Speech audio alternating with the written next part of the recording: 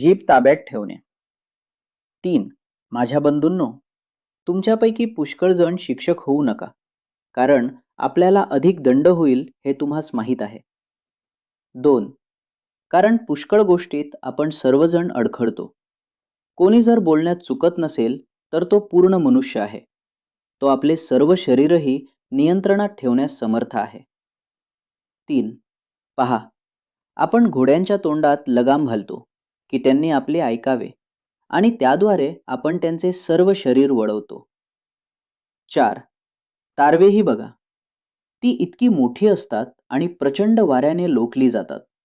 पण ती चालवणाऱ्या सुकाणदाराची इच्छा असते, तिकडे एका लहान सुकाणूने पाहिजे तिकडे वळवता येतात. 5. त्याचप्रमाणे जीभ एक लहान अवयव आहे आणि मोठ्या गोष्टींची फुशारकी मारते. पहा, लहानशी आग किती मोठे रान पेटवते. 6. आणि जीभ एक आग आहे, एक अनितीचे भुवन आहे. जीभ ही सर्व अवयवात अशी आहे की ती सर्व शरीराला अमंबळ करते, सृष्टीक्रमाला आग लावते आणि नरकाने पेटलेली अशी आहे. 7. कारण प्रत्येक जातीचे पशु व पक्षी आणि सरपटणारे व जलचर प्राणी कह्यात येतात आणि मनुष्याने कह्यात आणले आहेत. 8. पण कोणीही मनुष्य आपली जीभ कह्यात आणू शकत नाही. ती अनावर व अपायकारक असून ती प्राणघातक विषाने भरलेली आहे.